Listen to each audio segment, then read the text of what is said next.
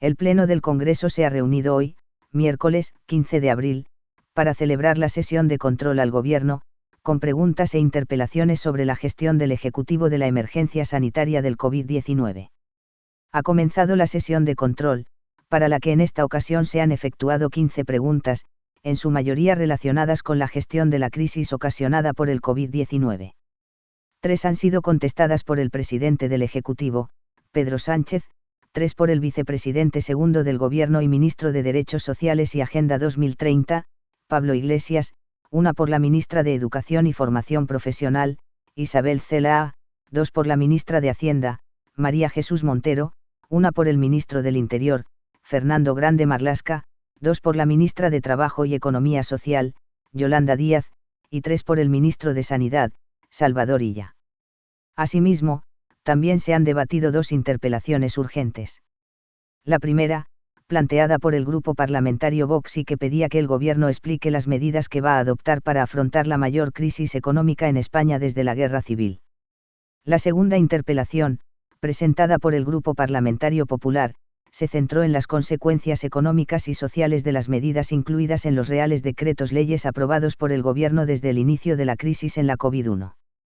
A ambas ha respondido la vicepresidenta tercera y ministra de Economía, Nadia Calviño. El segundo punto previsto en el orden del día, el debate de convalidación o derogación del Real Decreto Ley de medidas urgentes en materia de protección y asistencia a las víctimas de violencia de género, ha quedado aplazado a solicitud del Gobierno debido a la ausencia de la ministra de Igualdad, Irene Montero. A continuación veremos las interpelaciones urgentes. Del Grupo Parlamentario Vox, para que el Gobierno explique qué medidas va a adoptar, para afrontar la mayor crisis económica en España, desde la Guerra Civil. Espinosa de los Monteros de Simón, Iván, Vox. Calviño Santamaría, Nadia María, vicepresidenta tercera del Gobierno y ministra de Asuntos Económicos y Transformación Digital. Señora ministra, vivimos unos momentos decisivos para el futuro de nuestro país. Momentos excepcionales que requieren respuestas eficaces, urgentes y contundentes que sirvan para limitar las consecuencias de esta pandemia. Momentos también que demandan serenidad, sosiego y amplitud de miras. Desde finales de enero, como ustedes saben, en Vox hemos venido presentando un sinfín de iniciativas, unas sanitarias, otras de ámbito económico, también en defensa de los derechos y libertades de los españoles, que en ningún caso pueden ser ignorados ni conculcados por estar en el estado de alarma. Todas ellas han sido registradas en esta Cámara. Son 1.834 preguntas, 73 proposiciones no de ley, 1 proposición de ley y 62 solicitudes de información sobre el COVID-19.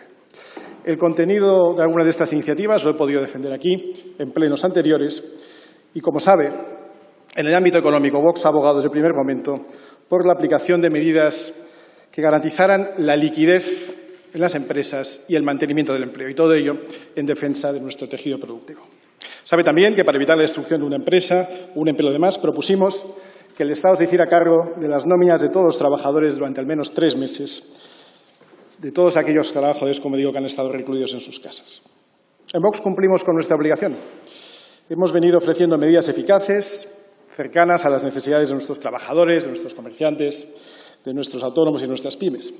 Y hoy volvemos a cumplir, ejerciendo la labor de control al Gobierno, denunciando el desacierto de algunas medidas y el despropósito de otras para salvar el tejido productivo. Y hemos pedido, es verdad, la dimisión de este Gobierno, porque nos parece que gobiernan ustedes infiltrados de la peor ideología posible en el peor momento posible. Sinceramente, las políticas de este Gobierno, si siguen triunfando en su versión más comunista, no solo no nos sacarán de la crisis, sino que nos hundirán más en ella. Así que hoy, de nuevo, venimos a cumplir con nuestra obligación y mirando más allá, con esperanza. Porque hay una alternativa al concepto de hundir nuestra economía para poderla expropiar más barata y luego someter a los españoles a la dependencia de una renta básica del Gobierno. Por eso, además de interpelarle ahora para que explique las medidas que va a adoptar su Gobierno en esta crisis, hablaré también de lo que creemos que se debería estar haciendo. Ya que el Gobierno se dedica a hacer oposición a la oposición, y de eso hemos sido testigos en estas últimas semanas en la Cámara, nosotros aprovecharemos para contar al Gobierno lo que debería estar haciendo un Gobierno. Porque los miles de españoles que están confinados en sus casas, los que han perdido su empleo, los que han visto cerrar sus negocios, Y los que albergan dudas sobre nuestro futuro se merecen que les digamos que hay un mañana prometedor por escribir.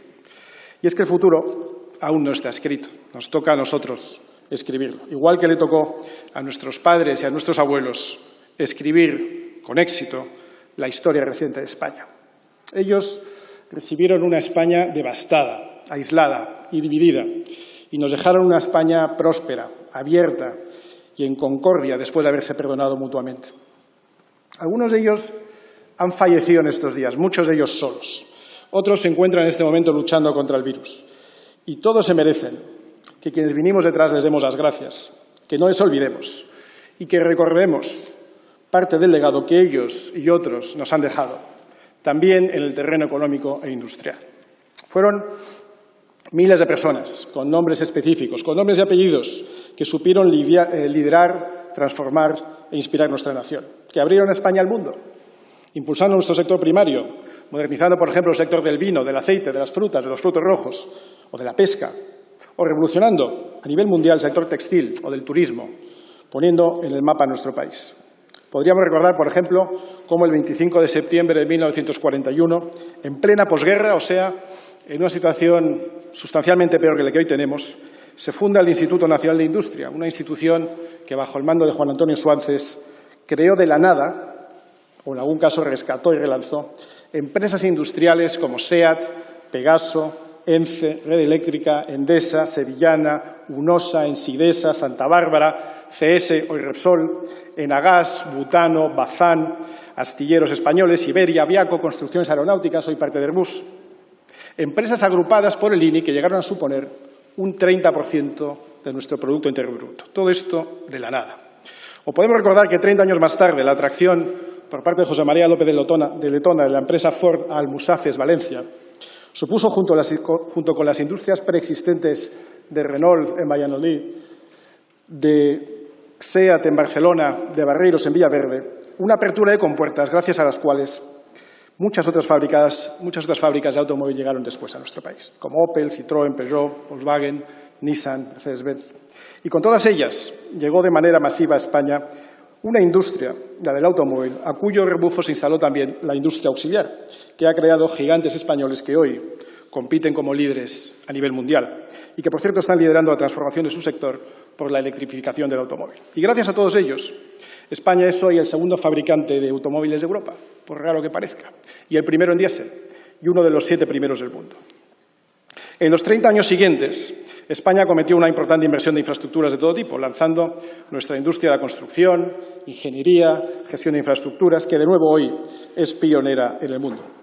Pero en los 20 años siguientes, que son los 20 años últimos, no ha habido una iniciativa de impacto parecido. Y ahora es el momento. Señora ministra, como hemos visto, en el pasado España ha sabido crear industria propia y atraer inversión extranjera. España ha creado empleo y riqueza a raudales. Y en este grave presente es esencial que volvamos a hacerlo para generar un mejor futuro. Hoy, los esfuerzos de un gobierno de emergencia que España necesita deberían estar exclusivamente centrados en salvar la crisis sanitaria y evitar la crisis económica. Y por eso tiene que haber alguien, nombrado por el Gobierno pero ajeno a él, que esté pensando solo en reindustrializar España. Tenemos que buscar un profesional de reconocido prestigio que podamos apoyar todos los partidos para liderar un proyecto tan ambicioso y formar un equipo igualmente cualificado para esta labor. En Italia lo han hecho con el expresidente mundial de Vodafone, el expresidente a nivel mundial de una gran compañía tecnológica. Y su misión es reconstruir el país. Insisto, tiene que ser alguien con bagaje profesional y autoridad conferida, pero al margen de la política y de los políticos. Volviendo a España, y en parte gracias al sector del automóvil, nuestra industria ha podido asimilar y desarrollar conceptos innovadores, como la robotización, el just-in-time, el just-in-sequence, procesos logísticos eficientes, mejora continua, el Six Sigma, la industria 4.0, la formación permanente, la formación profesional dual, la integración de proveedores dentro de las propias fábricas, la ergonomía en el puesto de trabajo, la rotación de tareas para evitar la rutina, las auditorías de calidad y tantos otros. Gracias a estas expectativas y otras análogas en otros sectores, España está en buena situación para aprovechar la transformación tecnológica que va a alterar las posiciones competitivas de las empresas. Y los incrementos de productividad asociados a las nuevas tecnologías pueden favorecer una primavera de la industria en España que creará empleos de alto valor añadido. España, que ni quiere, ni puede, ni debe competir en costes laborales, tiene que hacerlo en talento, y en fiabilidad. Y eso requiere cambiar la forma en que hemos gestionado nuestro capital humano. Hoy, España, en el ámbito digital, dispone de una de las mejores redes fijas en el mundo, pero, desgraciadamente, carece de una agenda digital ambiciosa que haga posible que la transformación digital sea motor de innovación y progreso. Tenemos, por otra parte, toda una serie de emprendedores, jóvenes, no tan jóvenes, autónomos en más de un sentido, con proyectos innovadores en una amplia variedad de campos, que solo necesitan un poco de apoyo para desarrollar sus proyectos y hacerlos crecer en empresas de mediano tamaño. Tenemos una industria farmacéutica consolidada con la que se puede estimular la creación de proyectos de biotecnología. Tenemos una oportunidad única para desarrollar quizá el proyecto más ambicioso de nuestra historia en el ámbito de la energía, si finalmente somos capaces de atraer el acelerador de partículas a Granada y si somos capaces de poner a las múltiples administraciones de acuerdo. Tenemos la capacidad para generar una industria tecnológica, para desarrollar proyectos de robótica, de inteligencia artificial y otros proyectos de alta tecnología si ponemos cimientos parecidos a los que se pusieron en Silicon Valley hace 70 años. Es decir, una cultura de respeto por los que asumen riesgos, de tolerancia con los fracasos, de celebración de los éxitos ajenos, una legislación conductiva a poder asumir esos riesgos, universidades que ofrezcan excelencia en las áreas de STEM, de ciencia, tecnología, ingeniería y matemáticas para atraer a las mentes brillantes. Un cliente con presupuesto que demande y consuma iniciativas tecnológicas como es la industria militar, a la que tan mal se le está tratando en este país. Y lanzaderas y viveros donde los creadores de proyectos puedan colaborar y aprender de experiencias previas, además de un marco legal que favorezca la financiación de capital riesgo para nuevos proyectos. Tenemos una enorme experiencia pionera a nivel mundial en el sector bancario, un sector muy sofisticado que podría ayudar a lanzar el sector del fintech, si se aprueba una regulación favorable a ello, o al menos un sandbox regulatorio para que se puedan probar proyectos nuevos y trabajar conjuntamente con la Administración en la mejor manera de legislar el sector según se produzcan avances. Como consecuencia de la anterior crisis económica de 2008, tenemos una cantidad insólita de talento español con experiencia por todo el mundo que podríamos intentar atraer con una auténtica operación retorno. Y por todo ello y mucho más, como dije la semana pasada, la oportunidad que se nos presenta ahora es clarísima, pero requiere que España pase de infierno fiscal a paraíso del empleo, de laberinto burocrático poliadministrativo a destino de inversión imitado en todo el mundo. El futuro de España se juega en que seamos capaces de hacer de España ese país atractivo para la inversión, fecundo para la industria y favorable al emprendimiento y al empleo. En definitiva, en España tenemos un enorme potencial que puede y debe ser liberado, pero solo lo conseguiremos con una actitud favorable al desarrollo, al crecimiento y a la creación de riqueza, con un marco de seguridad jurídica indiscutible, con un entorno fiscal razonable y previsible, con un entorno político consciente de su importante pero limitado papel como facilitador o catalizador. Y todo eso solo se consigue apartándose de cualquier tentación de ceder a ideas marxistas, chavistas o comunistas. Porque la confianza de un país se tarda mucho en construir, pero muy poco en destruir. Y precisamente por eso su Gobierno, por desgracia, no podrá hacerlo. Pero otros, afortunadamente, sí lo haremos. Y por el bien de España, esperamos que sea muy pronto. Muchas gracias. Muchas gracias. A continuación, tiene la palabra, en nombre del Gobierno, la señora vicepresidenta tercera del Gobierno y ministra de Asuntos Económicos y Transformación Digital. Un momento, señora ministra. Adelante.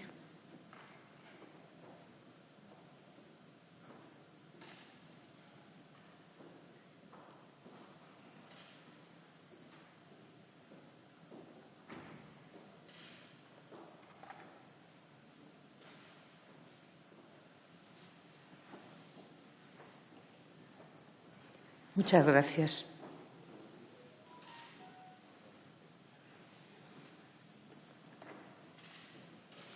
Estoy bien. Gracias. Muchas gracias, presidenta. Señoría, en primer lugar, me gustaría dirigirme a todos nuestros conciudadanos, dado que es la primera vez que estoy hoy en el uso de la palabra, y sobre todo mostrar mi empatía, mi acompañamiento, mi simpatía con todos los que lo están pasando particularmente mal en esta situación, en particular aquellos, y han sido mencionados con frecuencia esta mañana, que no han podido despedirse de sus seres queridos en esta situación excepcional. pero también todos los que están confinados en sus casas haciendo un gran esfuerzo para mantener la moral alta, para contribuir con su esfuerzo a que cuanto antes nuestro país salga adelante, salga de esta situación tan dura. Vayan estas primeras palabras para acompañarlos, para agradecerles el esfuerzo a todos los españoles, a los que se quedan en su casa, a los que están trabajando para que España no se pare. Y quiero transmitirles también un mensaje de ánimo. Tenemos que mantener el ánimo alto, tenemos que continuar volcándonos en ayudar a los demás y también seguir buscando soluciones, dedicar nuestra capacidad y nuestra creatividad a dar nuevas respuestas a esta situación inédita y tratar de superar de la mejor forma posible esta nueva cotidianeidad a la que nos estamos enfrentando. A todos ellos quiero mandarles un fuerte abrazo y todo mi ánimo. Señoría, el enunciado de su interpelación se refería a cómo el Gobierno iba a hacer para afrontar la mayor crisis económica de la historia reciente de nuestro país. Permítame comenzar diciéndole que para superar la crisis económica lo primero que tenemos que hacer es superar la crisis sanitaria. Como hemos dicho de forma sistemática, no cabe plantear una dicotomía entre situación económica y sanitaria. Para que la economía funcione bien, tenemos que superar esta situación de excepcionalidad sanitaria. Y por eso, desde el primer momento, hemos ido adoptando medidas rápidas, eficaces, guiadas por las recomendaciones de los expertos sanitarios, alineadas con lo que están haciendo los países de nuestro entorno, como ha explicado con todo detalle una vez más hoy mi compañero, el ministro de Sanidad. Y el objetivo prioritario es contener la crisis sanitaria, preservar la vida de las personas y evitar el colapso de nuestro Sistema Nacional de Salud. Por eso, desde el primer momento, dedicamos numerosos recursos para reforzar los medios humanos y técnicos del sistema sanitario, mejorar la coordinación, un tema particularmente importante en un sistema descentralizado como el nuestro, en el que son las comunidades autónomas las que tienen la responsabilidad de gestión tanto en el ámbito sanitario como de los servicios sociales. También facilitar y potenciar las inversiones en investigación, tratando de dar cuanto antes con esa cura, esa vacuna que todos deseamos. Y creo que esta es la única forma de afrontar esta crisis, para poder actuar en cualquier otro ámbito, en cualquier otro frente, con la mirada puesta en el medio plazo. Tenemos que atajar la crisis sanitaria cuanto antes y por eso hemos tenido que tomar las medidas drásticas necesarias para hacerle frente y, en particular, el confinamiento de los ciudadanos y el distanciamiento social. Medidas que tienen un claro impacto social y económico. Y por eso, si bien en un primer momento el impacto sobre nuestra economía vino dado por el cierre de China y las cadenas de valor y de producción globales, en un segundo momento la caída de la demanda y el cierre de las fronteras afectó sobre todo al sector turístico, y es ahora, en esta tercera fase, en la que vemos el efecto de caída de la producción, de caída de la demanda por las medidas adoptadas en nuestro país para reducir la movilidad de las personas, un tema que estoy segura de que su señoría comparte, es absolutamente imprescindible si queremos reducir la curva de contagios y queremos poner coto y mantener a raya este virus. Los datos avalan que la estrategia seguida por el Gobierno es correcta para aliviar la presión sobre el sistema sanitario, pero en paralelo hemos querido también tejer una tupida red de seguridad para los ciudadanos, sobre todo para los más vulnerables, y también adoptar un conjunto de medidas para preservar la actividad económica en una especie de hibernación, una reducción del ritmo de la economía para evitar la destrucción del tejido empresarial e industrial, la destrucción de los puestos de trabajo. Y me congratulo de que usted comparta este objetivo, como he escuchado esta mañana en su exposición. Este es el objetivo que ha guiado todas las medidas que hemos ido tomando desde el primer día hasta ayer mismo, en que se amplió hasta el 20 de mayo el plazo de presentación de las declaraciones trimestrales de impuestos para el 95% de los autónomos y pymes de nuestro país, medidas que ustedes conocen bien, puesto que hemos venido informando puntualmente a esta Cámara. A modo de ejemplo, permítame recordar aquí algunas. Para aliviar los costes de las empresas, hemos aprobado la moratoria en el pago de impuestos y cotizaciones a empresas y autónomos, además de aplazar las deudas con la Seguridad Social.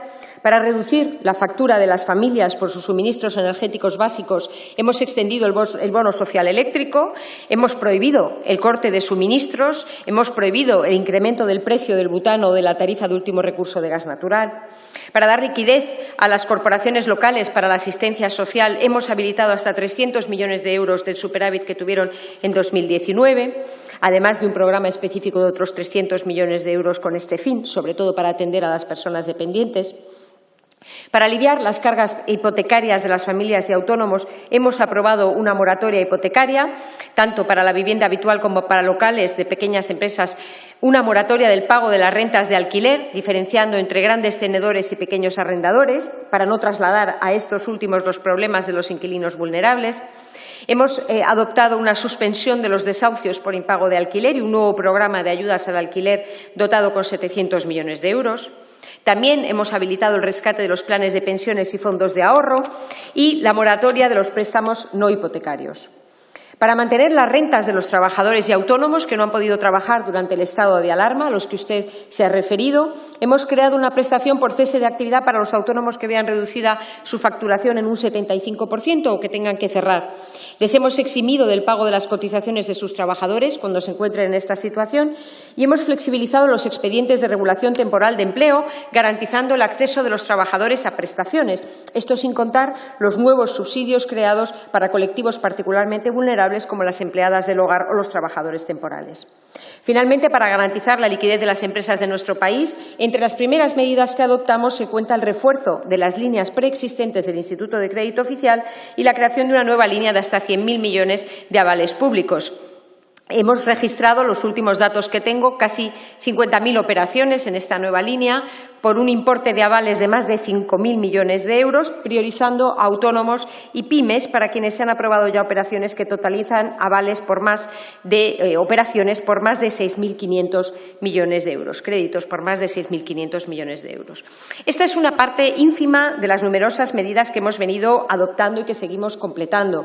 También en el ámbito digital, que sé que le interesa especialmente a su grupo, hemos lanzado el programa Acelera Pyme para ayudar a la inversión necesaria para el teletrabajo. Hemos creado un asistente conversacional para los mayores, un chatbot a través de WhatsApp, que ha estado experimentado como piloto en la Comunidad Autónoma de La Rioja.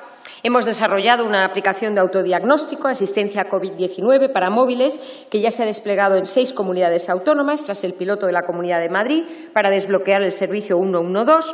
Hemos puesto en marcha una web unificada. Estamos desarrollando instrumentos de inteligencia artificial para atender los desplazamientos de las personas, para poder prevenir e identificar posibles aglomeraciones donde pueda incrementarse el riesgo de contagio. Tanto el INE como el Ministerio de Transportes va a hacer públicos estos informes y quiero desde aquí dar las gracias a los operadores de telecomunicaciones que están a la altura de la situación, ayudándonos a disponer de esta información tan importante para la toma de decisiones. Y me gustaría aquí señalar que todo ello con pleno respeto a nuestros valores y libertades individuales y colectivos, salvaguardando el derecho a la privacidad y la intimidad de los ciudadanos, protegiendo el interés público y colectivo. En definitiva, son muchas las medidas que estamos adoptando desde el primer momento y coincido con usted en que el futuro no está escrito.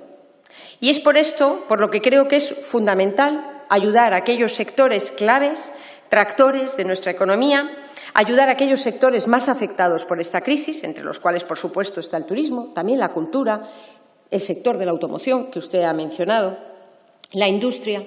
Tenemos que apostar por ese tejido productivo. Y en todas mis intervenciones públicas digo siempre que España cuenta con importantes activos en infraestructuras físicas y digitales, en un tejido industrial de grandes empresas líderes en sus sectores y también de pymes que se han adaptado y compiten sin ningún tipo de complejos en el ámbito internacional, pero sobre todo el activo más importante que tiene España son sus personas. Personas solidarias, personas creativas, flexibles, que se adaptan a las nuevas circunstancias y que van a salir adelante. Y en este sentido, mi interpretación de su interpelación es que está de acuerdo con lo que ha estado haciendo este Gobierno, que consiste en tratar de proteger el tejido productivo, mantener el empleo y, en definitiva, contar con una base sobre la cual podamos construir lo antes posible ese gran plan de reformas e inversiones, ese plan de recuperación económica. Un plan que necesariamente tiene una vertiente nacional, pero también una vertiente, como mínimo, europea, para poder abordar el ingente volumen de inversiones que va a ser necesario para abordar esa reconstrucción, esa recuperación económica. Pero antes de llegar a esa fase, Tenemos que lograr superar la crisis sanitaria. Tenemos que garantizar que se mantienen los puestos de trabajo, que se protegen las rentas de la ciudadanía y que encontramos el delicado equilibrio, el adecuado equilibrio entre la necesidad de limitar la movilidad de las personas con mantener un mínimo imprescindible de actividad para tener esa base sobre la cual construir la siguiente fase de nuestra economía, la salida de esta crisis sanitaria, económica, social. Pero tan importante que saber cuándo saldremos es también cómo saldremos. Y lo único que me gustaría dejarle claro, señoría, es que con este Gobierno saldremos todos juntos, sin dejar a nadie atrás. Espero que nos apoye en ese proceso. Muchas gracias. Muchas gracias.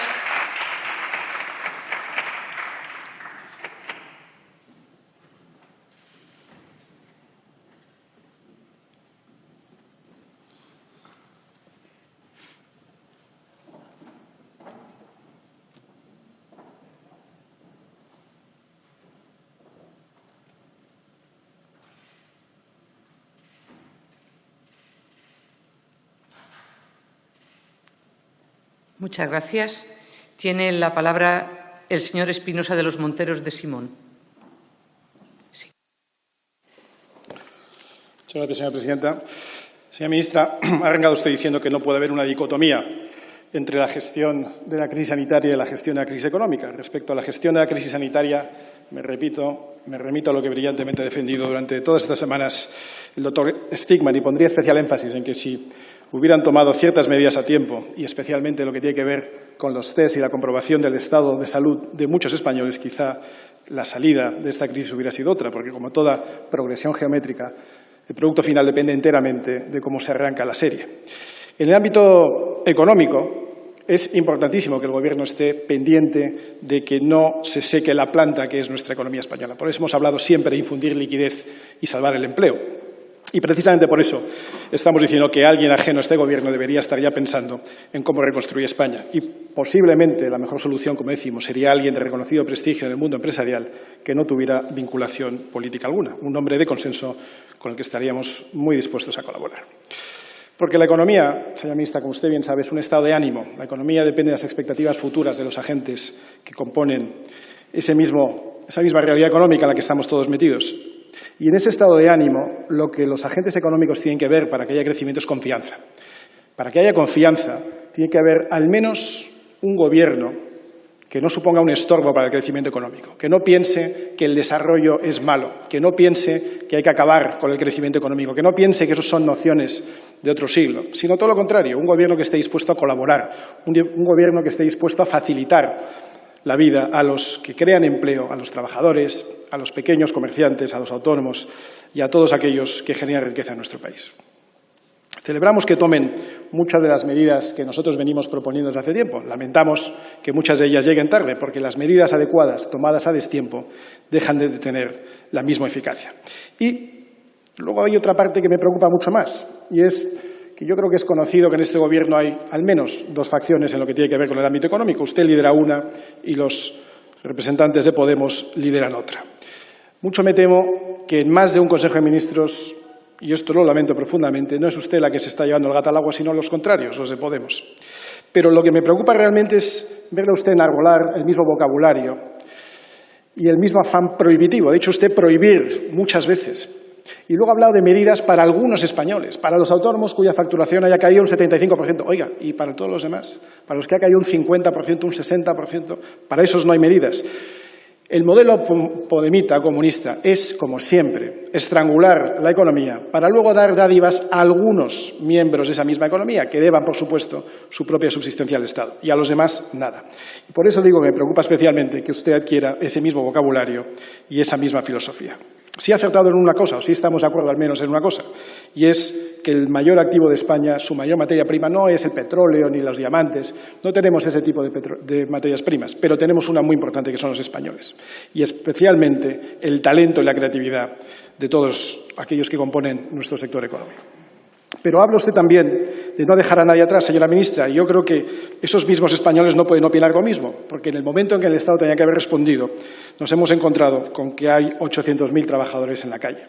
Las medidas, especialmente las de liquidez que usted está ofreciendo, llegan tarde, señora ministra, y se ponen de nuevo al servicio de una maquinaria burocrática administrativa que está exasperando a gestorías, a empresas, a pymes, a comerciantes que no consiguen llegar a esa liquidez tan necesaria. Dice usted que no deja a nadie, pero no opinan lo mismo los empleados a los que hemos confinado en su casa y no les hemos dado una solución para volver a insertarse en el mercado de trabajo. Dice usted que no deja a nadie atrás, pero no opinan los autónomos, 3,2 millones de autónomos que ya han visto cómo les han obligado a cerrar su negocio mientras pasaban la cuota de marzo.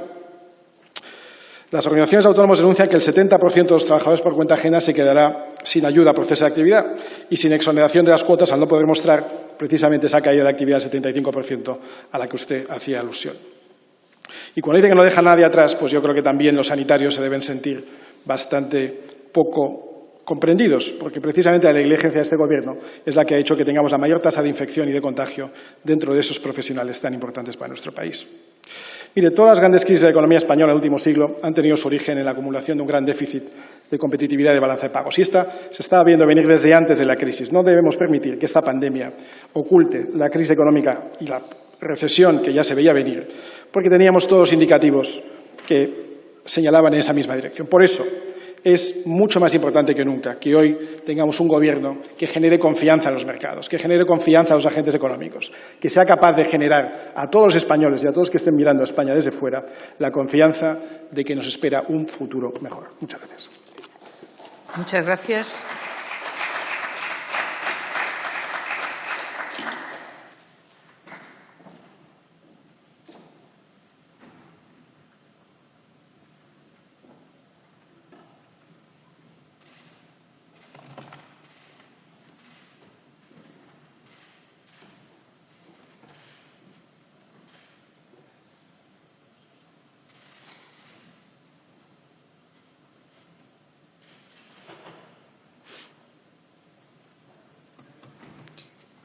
Muchas gracias. A usted también. Para concluir el debate, tiene la palabra en nombre del Gobierno la señora vicepresidenta tercera del Gobierno y ministra de Asuntos Económicos y Transformación Digital.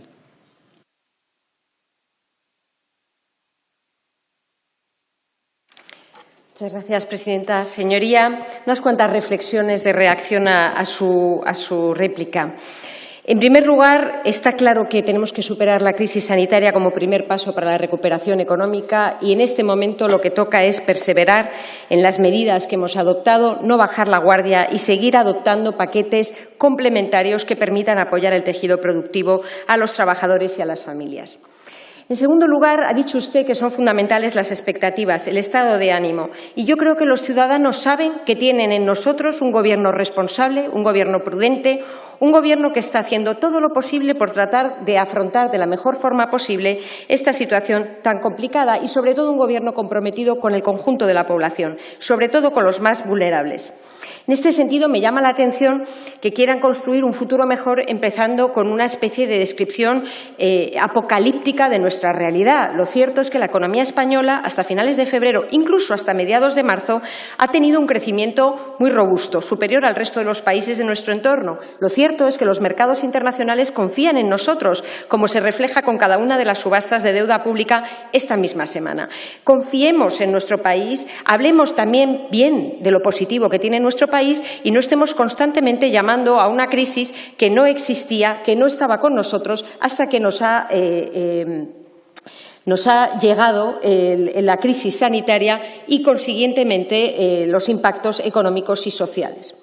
En tercer lugar, señalarle que el Gobierno está en permanente contacto con los agentes sociales. Tenemos contactos prácticamente diarios y mañana mismo voy a volver a tener una teleconferencia con los representantes de los empresarios, con los representantes de los trabajadores. Estamos en contacto constante con las comunidades autónomas, con los expertos sanitarios, con nuestros socios europeos, para ir dando juntos los pasos que haga falta. Y quiero aquí también rendir tributo a estos agentes sociales que tienen un papel tan importante en la vertebración de nuestra sociedad y que están actuando de forma tan responsable en esta situación tan complicada. Aquí es donde no estoy en absoluto de acuerdo con usted, porque parece sugerir que todo lo público es sospechoso, es negativo y que, sin embargo, un empresario privado sería la persona que nos pudiera aclarar y dar la visión de futuro que necesita nuestro país, que sería alguien independiente, sin ningún tipo de influencia, que representaría el interés general, Pues la verdad, no es esa mi experiencia. Creo que si hay algo claro de esta crisis es la necesidad de reforzar lo que nos une, de reforzar lo público, en lo que los ciudadanos confían y hacen bien. Yo también confío en el sector público y sé que los trabajadores públicos están constantemente esforzándose por mejorar la vida de sus conciudadanos y en este momento tratando de dar respuestas a las necesidades diarias y también preparando la salida de esta crisis, ese programa de reconstrucción que va a ser fundamental y que espero podamos empezar a tratar lo antes posible. La tercera reflexión es la de que esta crisis no debe hacernos olvidar quiénes somos, cuáles son nuestros valores, nuestros principios, qué sociedad queremos seguir siendo en el futuro. Y en este sentido sí comparto la importancia de la creatividad, como usted ha dicho, también la solidaridad y la resiliencia. Me siento orgullosa del comportamiento de todos los empresarios españoles, de los trabajadores españoles, de los ciudadanos españoles que se están apoyando los unos a otros para salir juntos de esta situación tan complicada. En definitiva, señoría, creo que compartimos el objetivo. Espero que lo comparta todo el arco parlamentario que está hoy aquí. El Gobierno está trabajando y poniendo todo de su parte para tratar de salir cuanto antes de esta crisis sanitaria y acompañar al conjunto de la sociedad para que también se minimice el impacto negativo, inevitable desde el punto de vista económico y social. Y yo creo que el mejor servicio que se puede hacer a nuestro país en este momento es actuar de manera leal, de manera seria, haciendo aportaciones constructivas y realistas que nos ayuden a salir lo antes posible de esta situación. Muchas gracias. Muchas gracias.